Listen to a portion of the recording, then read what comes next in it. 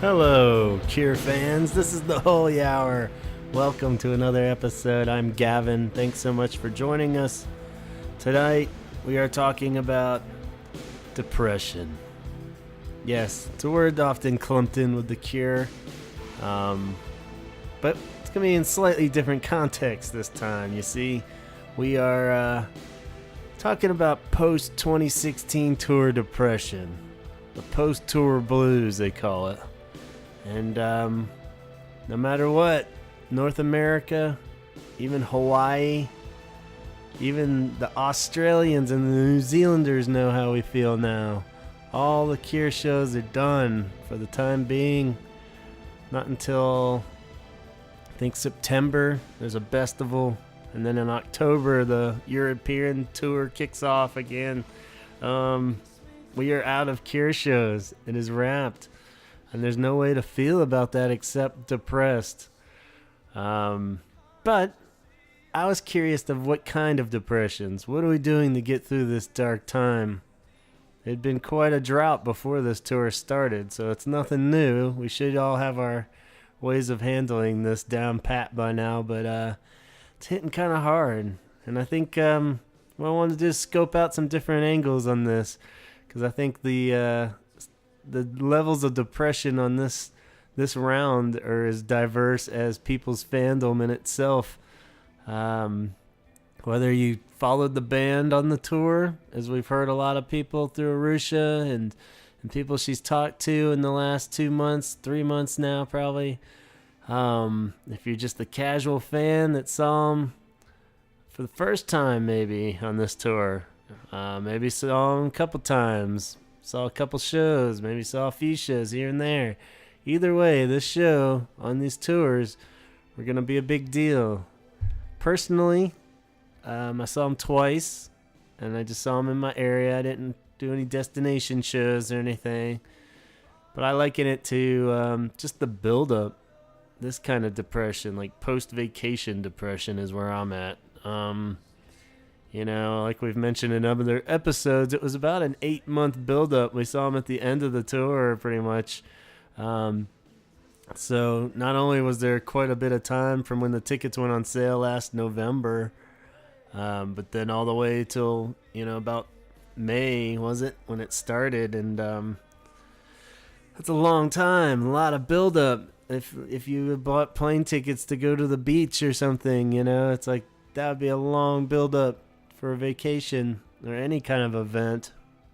People go through this kind of thing all the time, I think, when they have a giant life event that they're looking forward to, and it finally happens, and whether it meets those expectations or not, there's just always that, the moment it's over, you have that slight come down, and then you're kind of a little sad, because now what? You had all this time to build up the hype in your mind and anticipation, and then it's over. So for me, it's been weird in the sense that I don't know, I usually get this about a lot of shows, Cure related or not, where I get super into the band, of course, right before you're about to see them, and you're playing their albums constantly, and then you see the show, and then you got the buzz from the show for maybe a day or two, and then you actually kind of just lay off the band for a while. That's how I tend to be. Like, that's kind of the round of all right, we've covered this, and you move on a bit. But it's been weird. I mean, obviously with the Cure, they're my favorite band in all time, so it's not going to just be like stop listening to the Cure all of a sudden because I've seen the shows and the tour's over. But I did kind of think I'd back off a little bit, maybe just because of the podcast and everything else. But I was hitting them. I've been hitting them really hardcore for the last couple of years now, like straight into this and building up with the tour announcements and everything. So I was thinking I'd be able to kind of just back off a little bit after I saw them, but I don't know. I still keep really just diving in and just flipping from one album to the next of which one I want to just beat to death in my rotation. So yeah, I've been still listening to them a lot.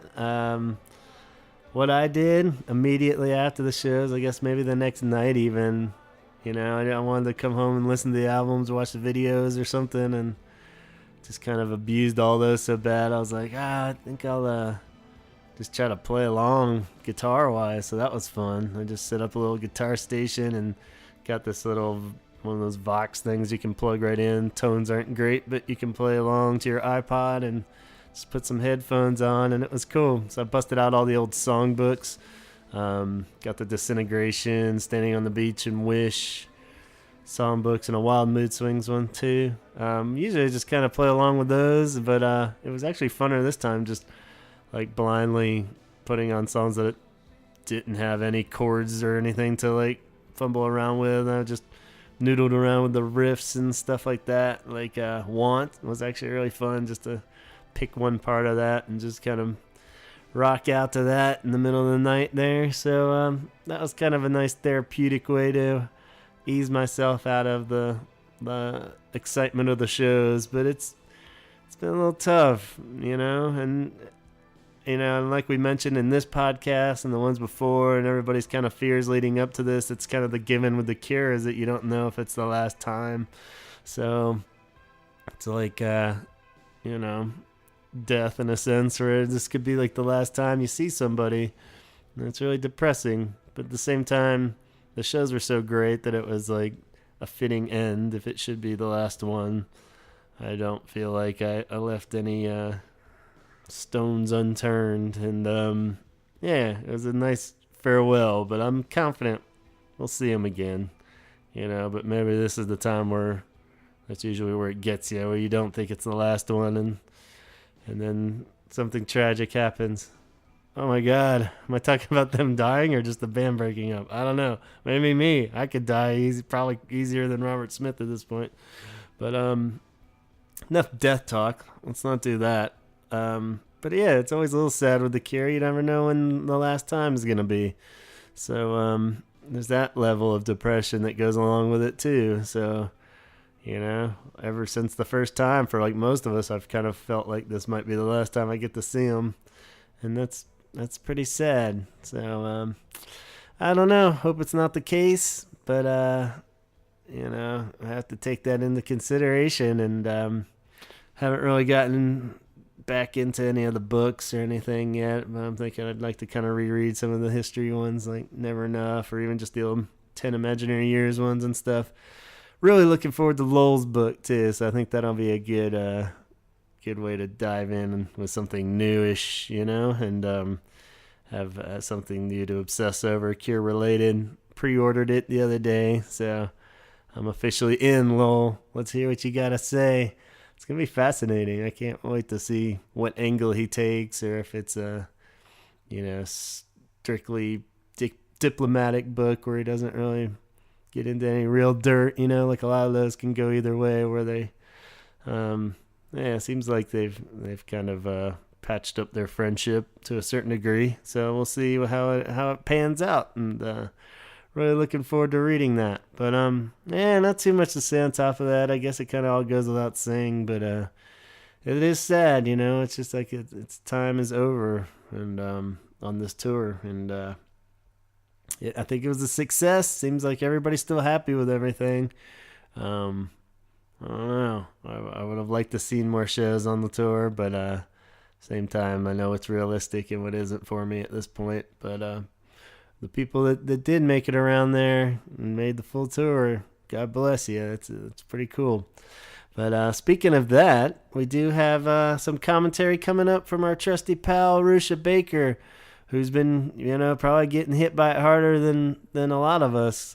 Like, I'm just kind of clumping myself in with the casual one-offs here that had like one or two shows to look forward to, and they came and went, and that's it. But she's getting it on a lot of levels, this post-tour depression, where it's not so much even about not seeing the band anymore, but you gotta adjust to life back in the real world. She was basically on tour, following them around, other than playing the shows with them. She did everything they did pretty much. So, so that's gotta be pretty heavy, man. You gotta adjust back into this crazy real life that we all have somewhere or some form of, and she's gonna tell us all about it. But before that, we've been lucky enough to have a write-in for this episode where a listener, Nicole, who I've received a couple of really nice emails from, was kind enough to send us her 2 cents on her post-tour depression. So on her behalf, I promised I'd read it to you guys and let you know what she's thinking. So for my next magic trick now, I will channel Nicole as best as possible. So close your eyes, picture Nicole, think Patrick Swayze taking over Whoopi Goldberg's body in the hit film Ghost, one of those kind of situations. And let's hear what Nicole has to say about post-2016 tour depression. Gavin was interested in hearing from fans regarding how they're coping since seeing The Cure this year. My answer? It's been awful. It's almost painful in a way, psychologically at least. But let me back up a bit. To give you a little background, The Cure has been my absolute favorite band since I was introduced to them in late 1991 when I was in high school. The first song I remember hearing was Just Like Heaven, but I quickly fell in love with Kiss Me, Kiss Me, Kiss Me as a whole. I can still remember lying on my stomach on my parents' shag carpet in the living room with my headphones listening to Why Can't I Be You and How Beautiful You Are, over and over again. It was so exciting to visit record stores in search of The Cure's older albums, which at the time were primarily available on cassette tape. One of my favorite albums, Faith, was in constant rotation throughout my moody teenager years. I'd turn off the lights, flop on the bed, and listen to the entire album. To this day, it's very soothing to me, particularly Carnage Visors. In fact, listening to The Cure in general has always been very soothing, and not at all depressing like people who just don't get it like to imply. The year I turned 16, they announced Wish and the resulting tour. I loved the new album and quickly snapped up copies of High and Friday I'm in Love as soon as they were released. I pleaded with my parents and my grandparents to attend a show, but it was a no-go. No one would drive me to the venue, and my opportunity to see the band I loved more than anything was over before it began. I remember how heartbroken I was the night of the show, knowing I had missed it. Fast forward to 1996 and the release of Wild Mood Swings, and I was determined to get tickets to the Chicago show. I remember buying them at the Tower Records on Clark Street. It was my first time seeing any band live, so you'd think I'd have a stronger memory of the experience, but I don't remember much of that show at all for some reason. Later that same year, I traveled to London to visit a friend who surprised me with tickets to see them during the European leg of the tour.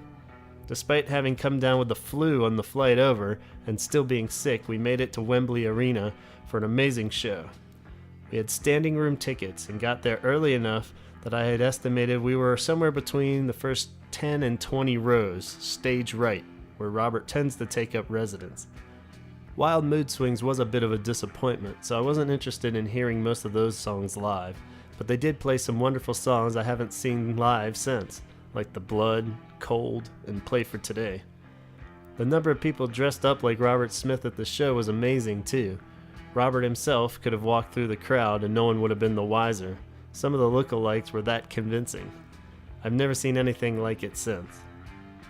After that, it was a predictable 4-year gap between shows. Until this year, when it dawned on me that it had been 8 long years since I had seen The Cure live. They played Lollapalooza 2013, but I couldn't stand the thought of going to a festival just to see them.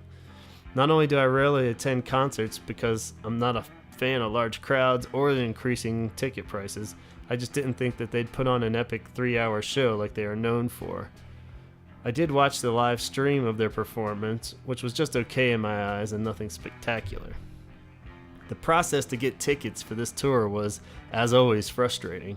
Despite being on the Ticketmaster site, as soon as the pre-sale began, I wasn't able to get tickets. The next day, during the general sale, I wasn't having much luck either, and even got locked out of the website on my computer for trying to refresh the page too quickly. I was beyond frustrated and ready to give up. 45 minutes had passed and I was convinced the show had already sold out. UIC Pavilion is a pretty small venue, so there were only around 7,000 tickets up for grabs. Luckily, I tried the Ticketmaster app on my phone and was able to get 2 tickets. They were on the upper level, pretty far back, but by that point I was just happy to get anything at all. I was a little miffed when they announced the second show a week later, because I would have preferred to see them on Saturday when traffic into the city would be much easier to navigate. I briefly entertained the idea of trying to get tickets to that show and selling my Friday tickets, but didn't want to deal with the hassle. Due to our current budget, it wouldn't have been financially responsible to attend both shows, although the thought did cross my mind. I'm really glad I stuck with the tickets for Friday, however, because the show was absolutely phenomenal. I've only seen the band 5 times previously, but they never sounded better. From the second the show began with Shake Dog Shake, I was in a trance and didn't leave my seat the entire time. The energy was palpable. People were bopping along to the music and singing, which was so much fun. The projections and lighting really added to the atmosphere as well. I enjoyed when Robert spoke to the audience, including a moment when he joked about no one being able to understand him, and ironically, for once, we actually could. They played 10 songs I had never seen them perform live, including the rarely played title track from The Top. When it first started, it took me a minute to recognize it because I admittedly do not listen to that album as often as some of the others. I later learned that they hadn't played that song in the United States in 32 years. I feel extremely lucky that I got to witness a historic event, at least from the perspective of this Cure fan. 32 songs passed by in a flash, and before I knew it, the show was over. I was left wanting more. Prior to Chicago's show, I hadn't really followed what they were playing on the tour because I wanted it to be a surprise. But afterwards, I was on Twitter and Periscope every night they were playing to tune in or read about what they were doing at the other shows. One of my favorite songs to hear live is A Forest, and even though they didn't play it at my show, I was able to watch it on Periscope during the Saturday show, which helped take away from the sting of disappointment of them not playing it on Friday. Since the Cure show, my obsession has kicked into high gear. In addition to relying on Periscope to get my fix, I've joined a Cure fan group on Facebook, joined a fan forum online, exchanged emails with Gavin about his wonderful Cure-centric podcast, and dug out my memorabilia, including all my Cure vinyl and books about the band, and have been playing the Cure 95% of the time I listen to any music. I want to talk about the band, their music, and how it makes me feel, and I'm probably driving my husband a little bit crazy, but I can't help myself. I feel like the amazing show I attended has ruined me, and I can't fully get back to reality. I'm having serious withdrawals, and it was so strange because this never happened after other shows. That alone is a testament to how incredible they sounded after all these years. I feel like the amazing show I attended has ruined me, and I can't fully get back to reality. I'm having serious withdrawals, and it's so strange because this has never happened after other shows. That alone is a testament to how incredible they sound after all these years. They're only getting better with age, and I wish I had the means to see them play more than one time every 4 to 8 years. I've even developed a newfound appreciation for The Top.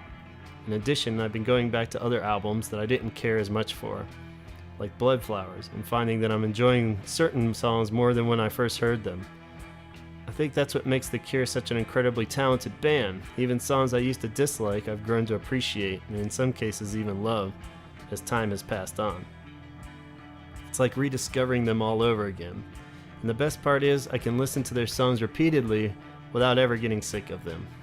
Honestly, the only thing that makes me feel sick is the thought that it might be another 8 years before I'll see this amazing band live again. I really hope not.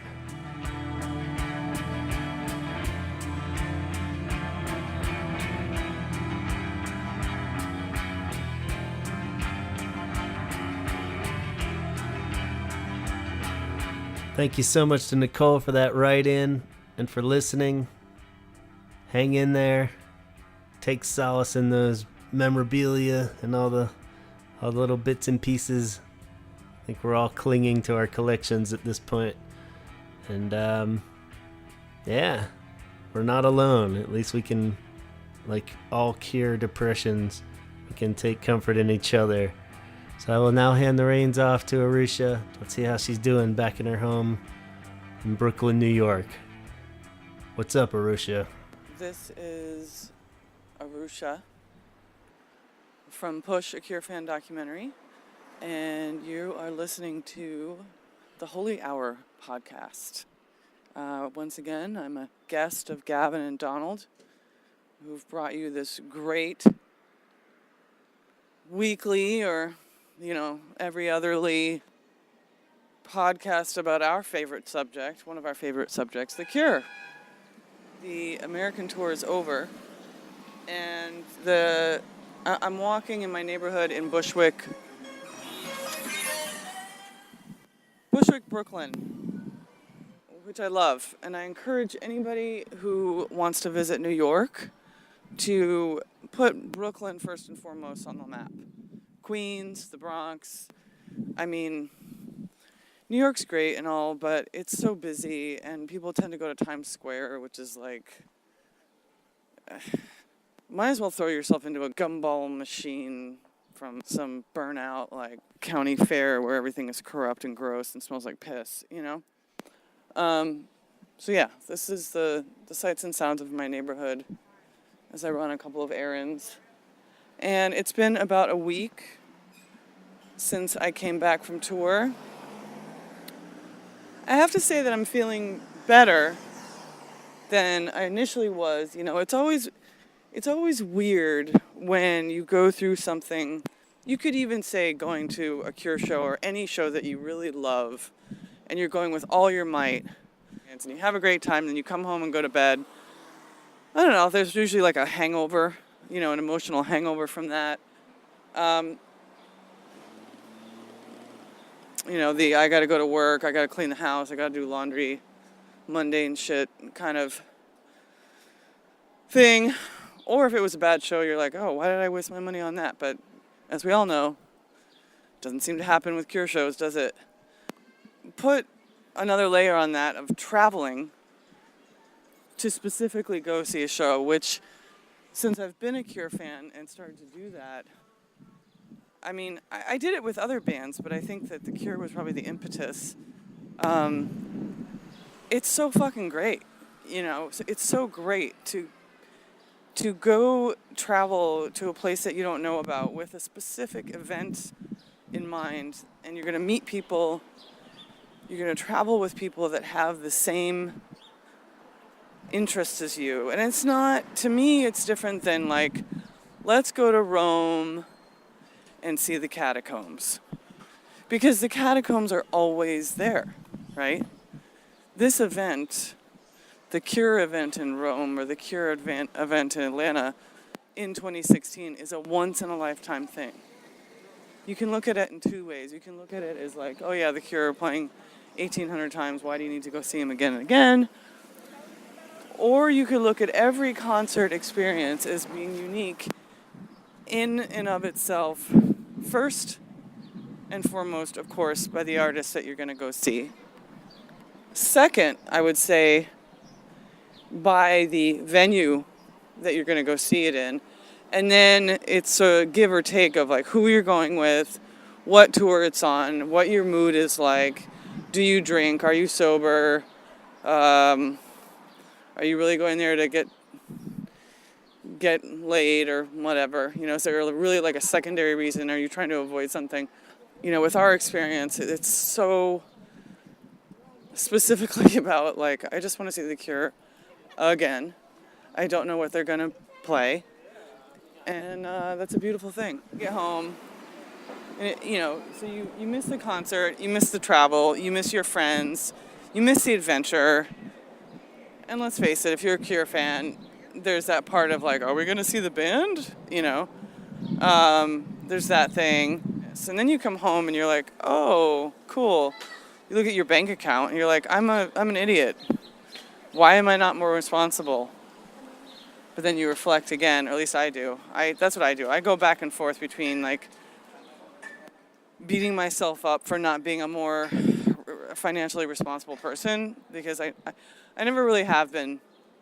I'm very flawed that way. I tend to either work my fucking ass off and I don't have a life, or I blow my money specifically. Like, I've been actually saving for this Cure tour for like 3 years, because I knew that they would, after reflections, I was like, yeah, they're going to come again. I just didn't know when. But I was so busy at work that when a lot of people in Europe, like there's a lot of Europeans that have seen a lot of shows between 2011 and 2016, and I saw like 3. year. But anyway, so back to, New York, which I love, but at the same time, it's summer. It smells like urine. You get into a cab and it smells like toenails. Everything, like you breathe in it, you just spent $20. It's really intense, And I just always go back to like, why, like, how can I make a living doing what I love? If it is going to a concert, how do I make a living doing that? Because I just love it. And I love the little moments I get from seeing people at shows. Like there was this old man dancing his ass off at one of the Madison Square Garden shows. I would venture to say he's at least 60. Standing up and dancing the whole time, which I feel like, as the generations go on, it's not poo-pooed as much, but man, like my generation, like I'm supposed to be not following the Cure at my age, if you are, following what people consider like normal, responsible, traditional shit. So anyway, I applaud anybody who follows their heart and does things that, quote unquote, you're not supposed to do at a certain age. Because it's not fair. And, I don't know how it is in other countries, but in America, like, so if you're a woman after 40, you're pretty much starting to become invisible. And then if you're anybody over 60, forget it. You know what I mean? Just forget it. Unless you're like a high society politician or you have a lot of money, it's pretty incredible. Oh, God. Okay, so here is the perfect reason why coming back from tour can fucking suck sometimes. I just went to my local CVS to get some shit. And the guy in front of me in line is not only biting his nails, but he's like spitting them out and examining his nail residue in front of me. Like, have some fucking pride, dude. And then I like make it through that fucking nightmare, and this woman can't get it together to buy her plastic baseball bat or whatever shit she needs to buy at the store. Like, it was unbelievable. And then to top that off, there's other people at the store, but nobody gives a shit because, I live in a working class neighborhood, so nobody gives they're not going to staff it properly, right? So homie's just sitting there, literally sitting behind the counter, doesn't give a fuck how long it takes, and then I just got to leave because I can't waste my time. I really can't. And for some reason, when stuff like that happens on tour, or when you're in like a really focused whatever, it doesn't bother you as much as if you're like going home to just do more cleaning or, I don't know. I don't really know what I'm saying, but my God.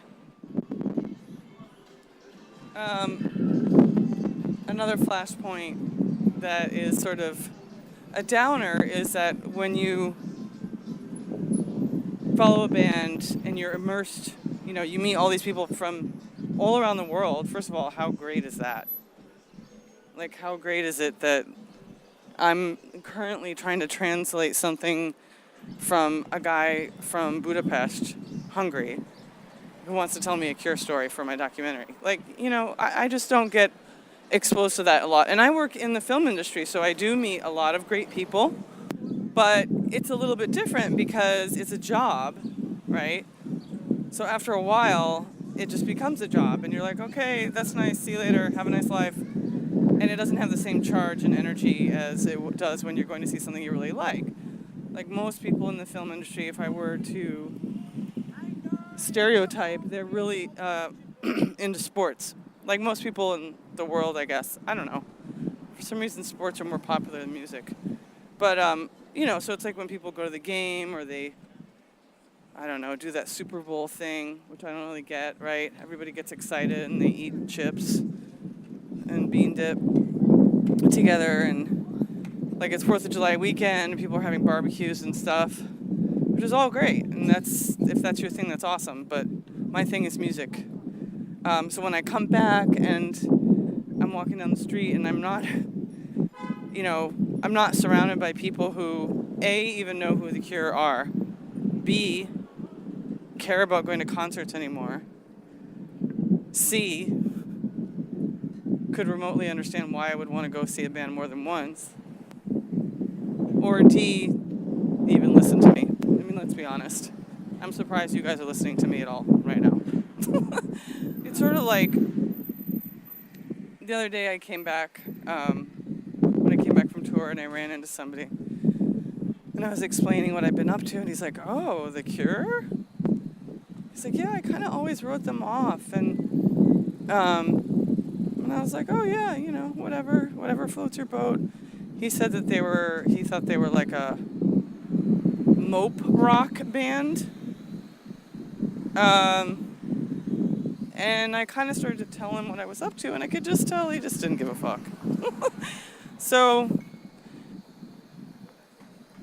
back in normal life, if you're so charged about something you feel so passionately about, and you don't have anyone to share that with, it's a bummer.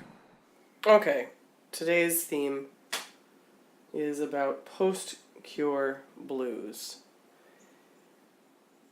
And I thought I was done talking about this, but truth be told, I'll probably never ever be done because I'm a philosopher. For better or for worse, I graduated with a philosophy and dance degree, if you can believe that. Ha! Yes, a moneymaker I've always been, right? Pardon the cold. I have a summer cold. Anyway, I was compelled to pick up the mic and talk about an element of going on tour that I miss. And that is as simple as being in a crowd and dancing with people. I was just listening, I'm cleaning my house, and I was listening to, oh God, what's his name? Andy blah blah from the Twilight Sad, McFarlane, I think. So he has this playlist on Spotify that's pretty good. You should check it out. Very dark. Good stuff. And so I'm listening to it, and all of a sudden, The Hardest Walk by the Jesus and Mary Chain comes on, and I fucking flip out, and I have to restart it from the beginning. Because if you're a music fan, you know how that is. You're like, wait. Gotta get it from that first note. So I start from the beginning. I'm dancing around my living room, and all these memories pop up. One of the bright memories was incidentally meeting a woman named Kate Rowan, who also went to a bunch of Cure shows. I didn't know her. She didn't know me, but we were like little dancing jelly beans at the Kansas show. That's the first time I saw her. And then I saw her again, I believe, in Minneapolis, and then I saw her in Chicago, and I think I saw her in New York, and it was just awesome. It was awesome to see this person that I wasn't necessarily dancing with, but I knew that we were having a shared experience. And you can say that about being in a crowd, but sometimes there's just a look, there's just a thing, I can say that about a lot of Cure fans that I've met, especially my closest friends like Jennifer McKee and Megan Lutz and Cindy and Natalie and Marianne and Krista and Erica and Bridget, Ian. I mean, so many. But on this new tour, I met even more people, and I bet I could say the same thing about Hector and Brianna and their clan of people. Like, you can turn and see that somebody's enjoying the show, and there's just like this special connection there. But the other part of that, for me as a person who loves to dance and loves music, is that there's this also like scenario building fantasy land which comes into like when I hear a song and I start dancing. Like if Andy whatever his face is, if he likes these songs and I like these songs, then somehow, in some way, I feel like there's a connection there, even though there's totally not. Like, I mean, I've met the guy like 1 second, and me and my self-loathing, hypercritical mindset is probably like, oh, he probably thinks I'm a big fucking asshole because I'm a fan, or because I have crooked teeth, or because I'm old, or because, I mean, I could create 1,001 reasons why I am, but music helps me lift that burden. And some of you may be saying, God, Arusha, I don't want to hear about this shit, you and your fucking problems.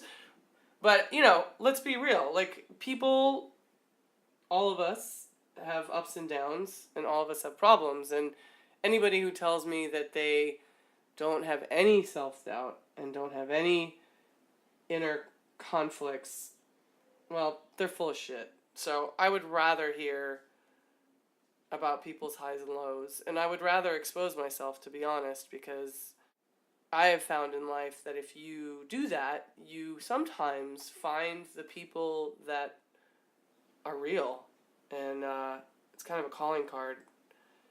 And there's nothing more that I hate than posers. I'll tell you that right now. I guess what my better point is that there's an awkward part of being a fan, which we all know about, which is that you are not on the same playing field as the artist.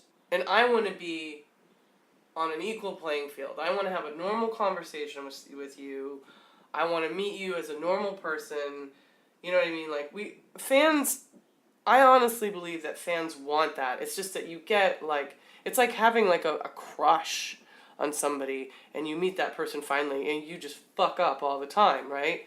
It's really hard to, like, get your act together in front of the people that you idolize. But getting back to cleaning my house, and all of a sudden the Jesus and Mary chain coming on, and me dancing around the living room, I don't know if other people do this, but I'll have these, like, scenario building ideas in my head that, like, what if we were all in one area? Like, let's say there was a handful of Cure fans that I met on the road. Let's say it's all my girlfriends that I mentioned, and it's Dana Dale and Carl and Aaron and Autumn, both Autumn, Sasha, I mean, everybody, just you know, like, the diehards are all there. Auntie's there. I mean, Thierry's there. David, my God, David Martinez. I wish you were there, bro. You're not a bro. You're David. You know, and let's just say the Twilight Sad are there, and let's just say the entire band, The Cure, is there. You know, and it's that awkward moment when you're backstage, and, like, there's weird cheese on the table and, like, a loaf of bread. Like, the person who put out the stuff on the table hasn't even bothered to take it out of the wrapper. It's just awkward, and everyone's crowding around Robert, and then Reeves is sitting there, like, talking to one person, and you're like, do I go talk to him? Is this stupid? I'm like, what if all of a sudden The Hardest Walk by the Jesus and Mary chain came on, and everybody just started dancing and just said, fuck it. You know? The bodyguards start dancing, the people at the guy who runs the place is starting to dance. Like, just fucking let go and dance to a song that you love, because we are all there for one reason. Because of music. And that's my story, ladies and gentlemen.